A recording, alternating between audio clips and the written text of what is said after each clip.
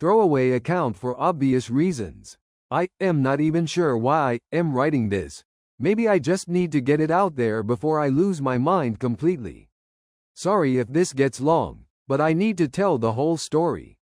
I am 34, been a police officer for 10 years. My wife Sarah is 32, she's been teaching middle school for about 6 years. We've been married for 8 years, together for 10. No kids. We always said, someday, but someday never came, and honestly, looking back now, maybe that was for the best. The job takes its toll. I work nights mostly, have been involved in 3 shootings over the years, all justified, cleared every time, but that doesn't make it easier to sleep. I've seen things that would make most people quit their jobs and move to a cabin in the woods. Sarah used to understand that. She used to be the one person I could come home to who made all the darkness fade away, even if just for a few hours. But about 6 months ago, things started changing. At first, I thought it was just normal relationship stuff. You know how it is after several years of marriage. The spark dims a little, life gets routine. She started staying late at school more often, said she was helping with after-school programs or working on lesson plans. She'd come home exhausted, barely want to talk about her day. When I tried to tell her about mine, she'd get this glazed look in her eyes like she was somewhere else entirely. I am trained to notice things, to pick up on behavioral changes, but with Sarah I kept telling myself I was being paranoid. This is my wife, the woman who used to wait up for me no matter how late my shift ran, who would make me coffee at 2 a.m. and listen to me decompress. I trusted her with my life, literally. In my line of work, you learn that trust isn't something you give lightly, but when you do give it, it's absolute. The physical distance started around the same time. We went from being intimate 2 to 3 times a week to maybe once a month, if that. She always had excuses, too tired, too stressed about work, headaches. I believed her because teachers do work hard, and I knew she was dealing with some difficult kids and budget cuts at school. Looking back now, I feel like such an idiot for missing all the signs. So the weird behavior continued for months. Sarah started getting texts at odd hours. She'd say it was other teachers or parents, but she'd always angle her phone away from me when reading them. She got a new phone case around this time, one of those wallet cases where you can see the screen when it's closed. Said her old case was falling apart. She also started going to more work events, teacher happy hours, curriculum meetings, professional development workshops on weekends. I never questioned it because teaching is her passion, or at least I thought it was. She'd always been dedicated to her job, so this seemed normal, just more frequent. The thing that should have been the biggest red flag was how she started talking about her coworkers. There was this new school psychologist, Dr. Marcus Webb, who had started at her school in September. She mentioned him constantly. Marcus thinks this. Marcus suggested that. Marcus has such interesting insights about child psychology. I figured she was just excited to have someone educated to talk shop with. Most of her other coworkers were nice enough, but Sarah always said she felt intellectually isolated there. I even encouraged her friendship with him. God, I am such an idiot. When she complain about being stressed, I say, why don't you grab coffee with Marcus and talk through it? I thought it was healthy that she had a friend at work who understood the challenges she was facing. The intimacy between us didn't just decline, it changed completely. When we did have sex, she seemed distracted, like she was going through the motions. She stopped doing little things she used to do, like kissing me goodbye when I left for work or sending me sweet texts during my shifts. I brought it up a couple times, but she'd just say she was overwhelmed with work and needed space to decompress. I started picking up extra shifts partly because being home felt uncomfortable, and partly because we could use the money. Sarah had been talking about wanting to go back to school for her master's degree, and I wanted to support that dream. The overtime pay would help, and honestly, staying busy kept me from overthinking the growing distance between us. By February, We were basically roommates who occasionally had awkward conversations over dinner. Jesus, some of your comments are brutal, but you, not wrong. I should have seen it coming. But when you, working 12-hour night shifts and dealing with the worst humanity has to offer, you want to believe that at least your home life is solid. You want to believe your wife when she says she's just tired. March 15th changed everything. We got a call about a domestic violence situation that had escalated. Guy had barricaded himself in an apartment with his ex-girlfriend and their kid. These calls are always bad, but this one went sideways fast. Long story short, the guy came out shooting. My partner and I took cover behind our cruiser, but the angle was all wrong. I had to move to get a clear shot and protect the hostages. Caught 2 rounds. One in the shoulder, one in the abdomen. Thank God for body armor, but the abdominal shot found a gap. I remember lying there, bleeding out, thinking about Sarah, thinking about how I needed to make it home to fix whatever was wrong between us. The paramedics said I kept asking them to call my wife, tell her I was okay, tell her I loved her. I was in surgery for 4 hours. When I woke up in recovery around 2 a.m., I expected to see Sarah's face. Instead, there was just a nurse checking my vitals.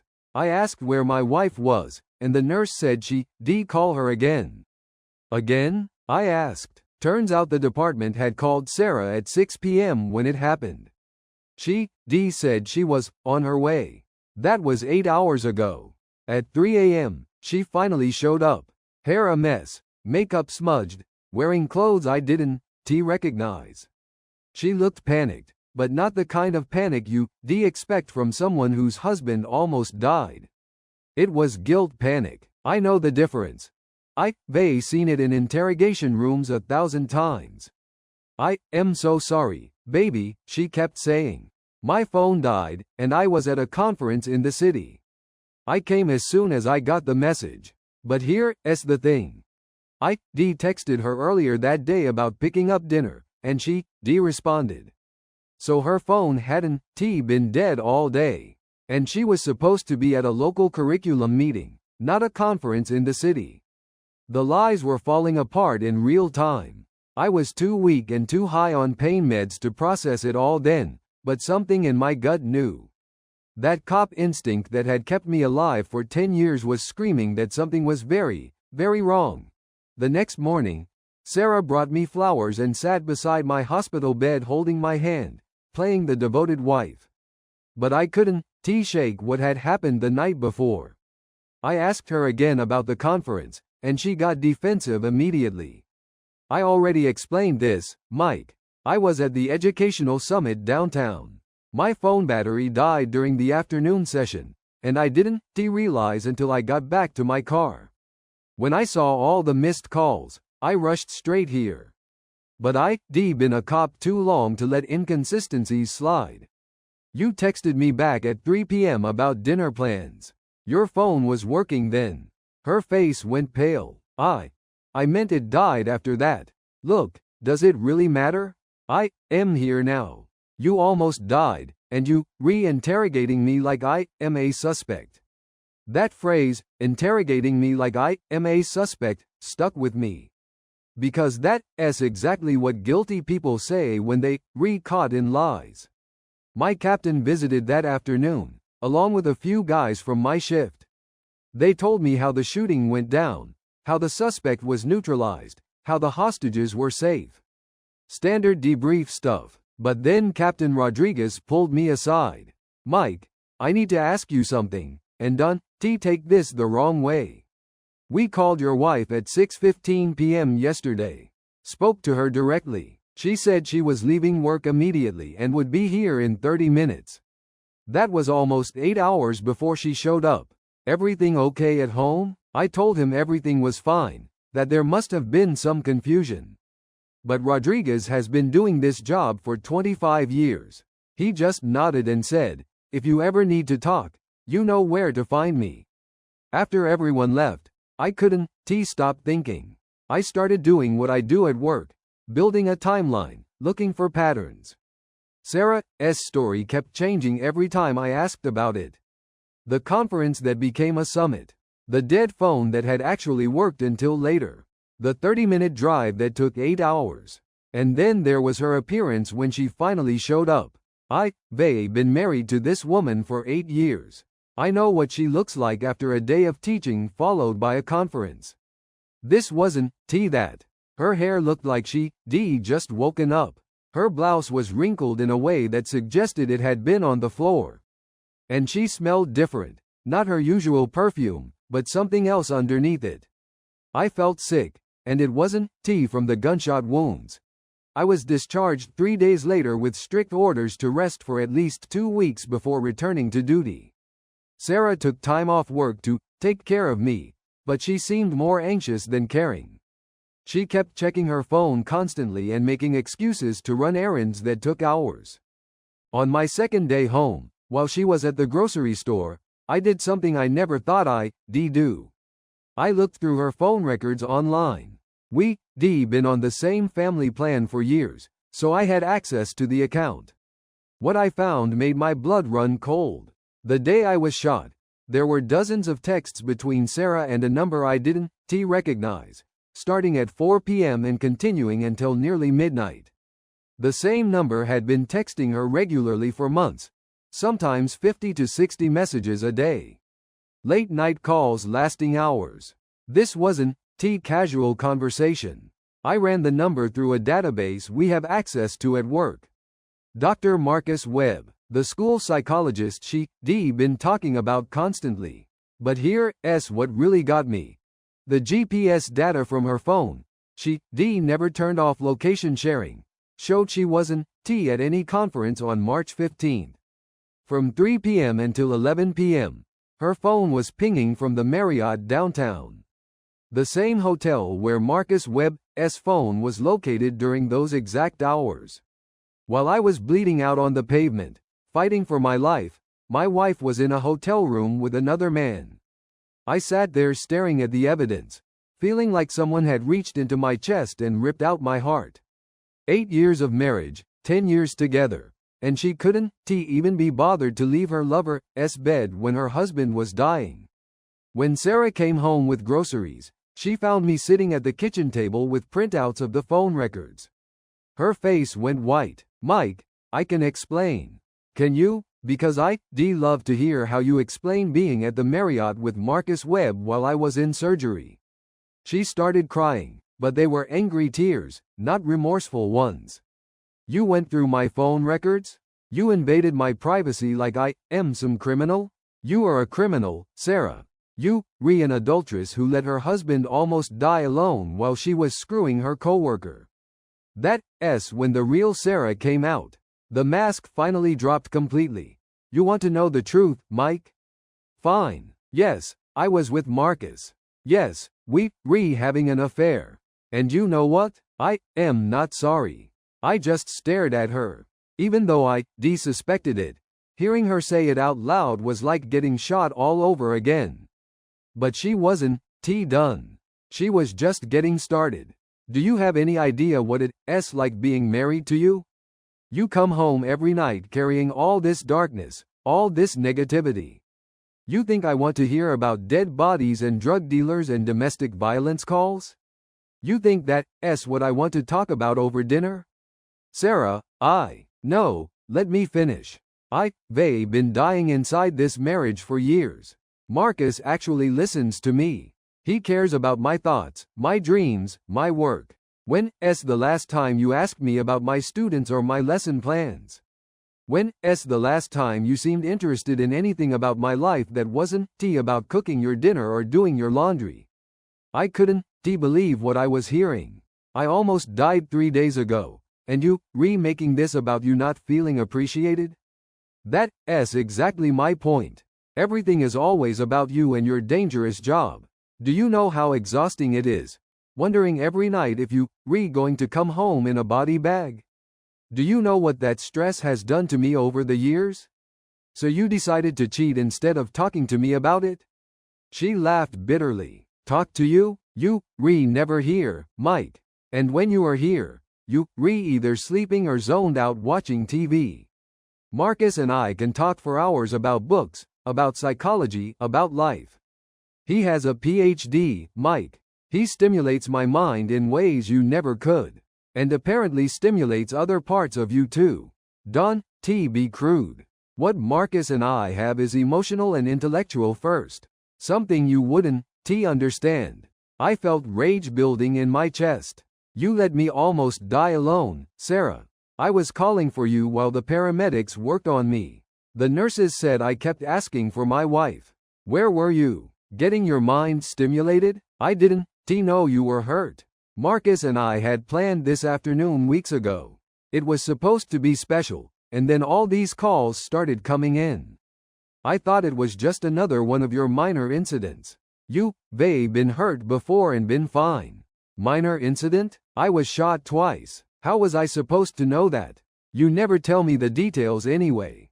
And frankly, Mike, I was tired of dropping everything every time your job became dramatic. I have a life too. I stared at this woman I'd been married to for 8 years and realized I'd never really known her at all. The silence that followed her last words was deafening. I sat there, looking at this stranger who wore my wife's face, and felt something inside me break that I knew would never heal. So what now? I asked quietly. Where do we go from here, Sarah? She wiped her eyes and straightened up, suddenly looking more composed. I want a divorce, Mike. I wanted one for months, but I didn't know how to tell you. Marcus has been helping me work through my feelings, helping me realize that I deserve better. Better than what? Better than a husband who works his ass off to provide for you. Better than someone who's literally willing to die to protect people. Better than someone who treats me like a roommate with benefits. Better than living with someone who brings death and violence into our home every single day. Marcus understands me. He sees my potential. I laughed, but there was no humor in it. Your potential? Sarah, you, a middle school teacher having an affair with a coworker. What potential is he seeing exactly? Her face flushed with anger. See, this is exactly what I am talking about. You, condescending and dismissive. Marcus would never speak to me that way. He's encouraging me to go back to school, get my doctorate. He believes I could be a researcher, maybe even write books about child psychology. And I never supported your education? Who's been working overtime to save money for your master's degree? That's different. You were doing it because you thought it would make me happy and keep me busy. Marcus believes in my intellectual capabilities. I stood up slowly, my wounds still aching. Get out. What? Get out of my house. Pack whatever you need and get out. I can't look at you anymore. Mike, we need to discuss how we're going to handle. No, we don't need to discuss anything. You made your choice when you let me lie in that hospital bed alone. You made your choice every time you snuck off to be with him over the past 6 months. Get out. She stared at me for a moment, then nodded. Fine. I'll get some clothes and stay with my sister until I can find an apartment. Make sure Marcus helps you move, since he's so supportive and all.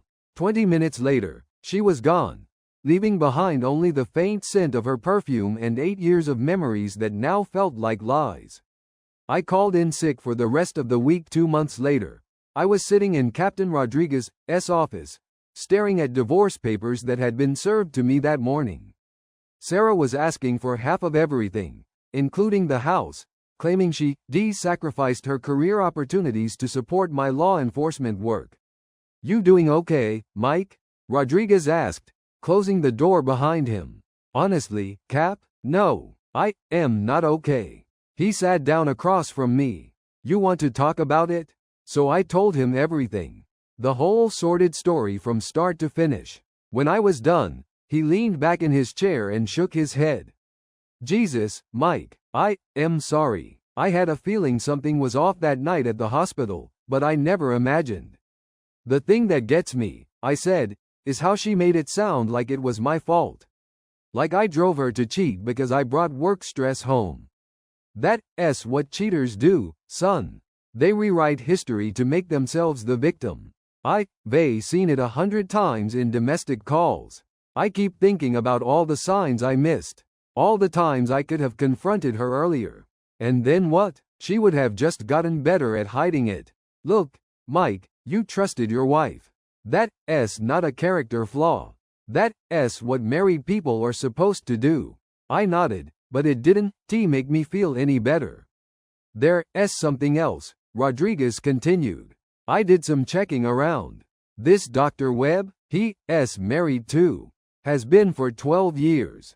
2 kids. My stomach dropped. Does his wife know? Not yet, but she's going to.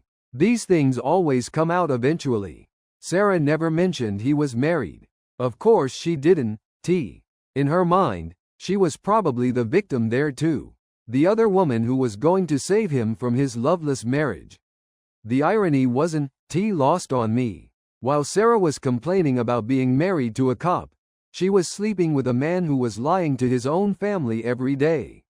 Rodriguez leaned forward. Mike, I am going to tell you something, and I want you to listen carefully.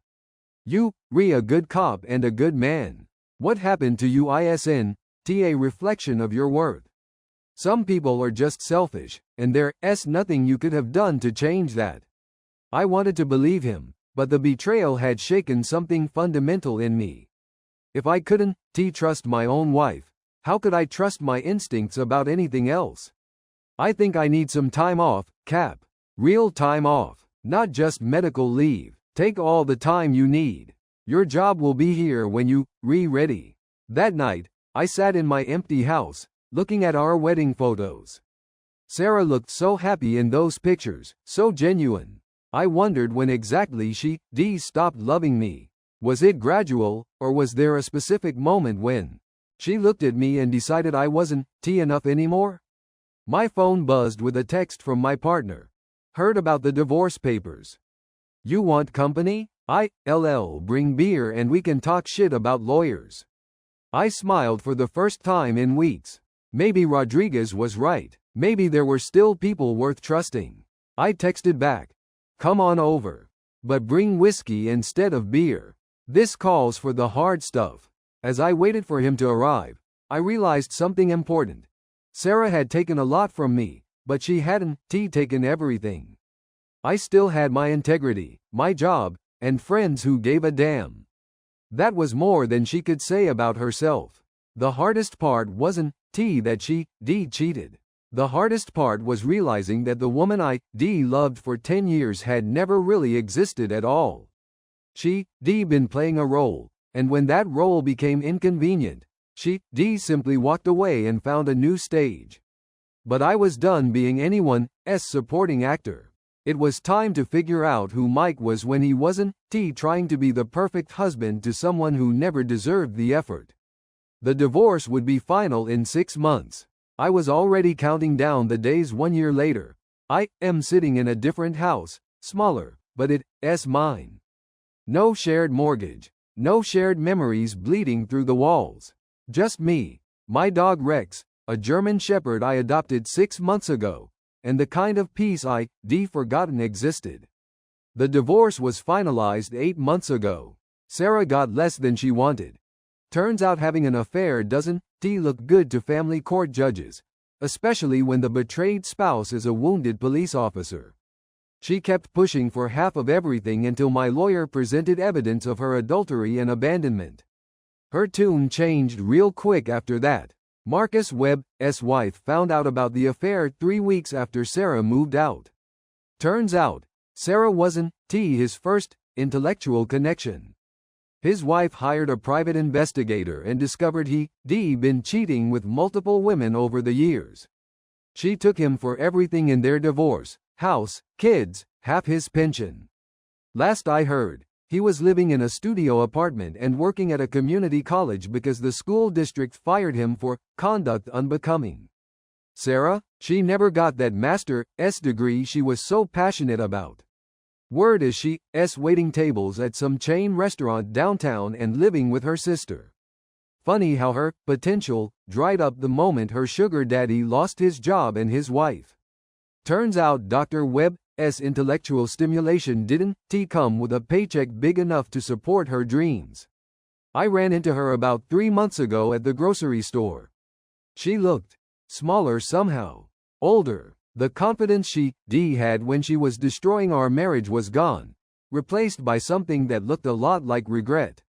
Mike, she said quietly. How are you? I am good, Sarah. Really good. She nodded, glancing at my cart full of food for one. I heard you got a dog. Rex. He's a good partner. Loyal. She flinched at that word, loyal. Good. Mike, I wanted to say I am sorry. For everything. I know I handled things badly. I studied her face, looking for the manipulation I'd grown so familiar with. But this seemed genuine. Problem was, I just didn't care anymore. Apology noted, I said, and started to walk away. Wait, she called after me. Don't you have anything else to say to me? I turned back one last time. Actually, yeah, thank you. Thank you for showing me who you really were before I wasted any more years on you. For teaching me that some people aren't worth saving. And for making it impossible for me to ever doubt that leaving was the right choice. Her face crumpled, but I felt nothing. No satisfaction, no anger, no sadness. Just nothing. That's when I knew I was truly over it. I am back on full duty now, working days instead of nights. Turns out I like seeing the sun. I've been partnered with a rookie named Davis, young kid, reminds me of myself 10 years ago. Eager, idealistic, still believes he can save the world one call at a time. I am trying to teach him that sometimes the best you can do is save yourself. Captain Rodriguez retired last month. At his party, he pulled me aside one last time. You know what I am proudest of, Mike? You didn't let what happened to you make you bitter. You could have become one of those cops who stops trusting everyone, who lets the job eat them alive. Instead, you got stronger. He was right. The betrayal that nearly broke me ended up teaching me the difference between being alone and being lonely. I'd been lonely in my marriage for months before I even realized it. Now I am alone by choice, and it feels like freedom. I started dating someone, Jennifer, a nurse from the who patched me up after a bar fight 6 months ago. She's divorced too. Understands what it's like to rebuild your life from scratch. We take things slow, but there's something real there. Something honest. The funny thing is, I am grateful now for what happened. Not grateful that Sarah cheated, but grateful that she showed me her true colors when she did. Imagine if I had kids with her. Imagine if I wasted another decade trying to make a marriage work with someone who was fundamentally incapable of loyalty. Some nights, when I am sitting on my back porch with Rex at my feet and a beer in my hand, I think about that moment in the hospital when I was calling for Sarah while the doctors worked to save my life. I think about how alone I felt when I realized she wasn't coming. But I am not that man anymore. I am not the man who needed someone else to make him feel complete. I am not the man who would ignore red flags because he was afraid of being alone. I am the man who walked away from a cheating wife and built a better life. I am the man who learned that sometimes the person you need to rescue most is yourself. And honestly, that man sleeps pretty damn well at night.